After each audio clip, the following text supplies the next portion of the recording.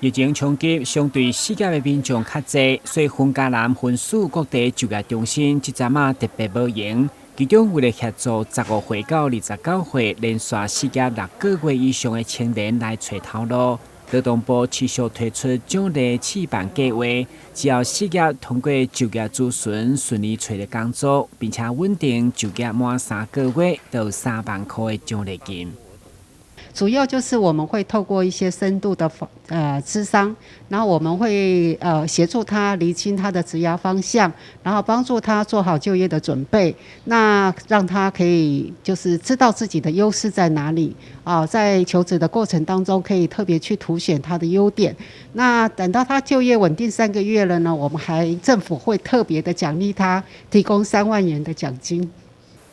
根据统计，该计划2年前推出到达，整个分家南已经有350位青年领到奖励金。其中类似塔罗牌，但是要算命的牌卡相当特别，就是就业服务人员专门要替求职青年找出职业生涯大方向加个人的优势。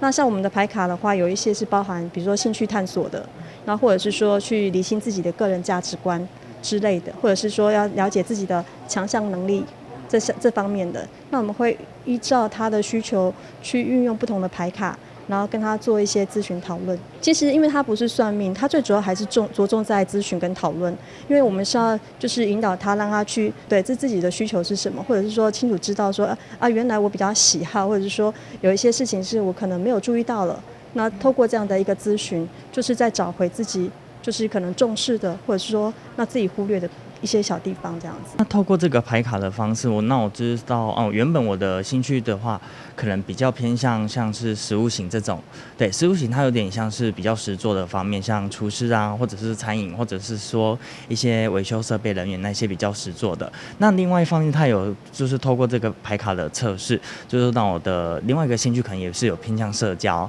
那社交的话，可能会比较喜欢跟人家有互动啊，像是一些义工啊，或者是说安亲班老师，这些都还蛮适合我的。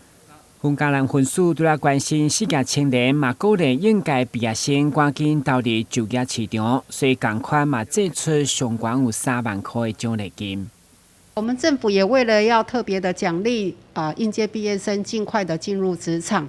有青年就业奖励金的计划，主要是针对15到29岁在今年毕业的青年，那他只要在6月15号到9月30号这一段时间就业，满半年就可以得到3万元的奖金。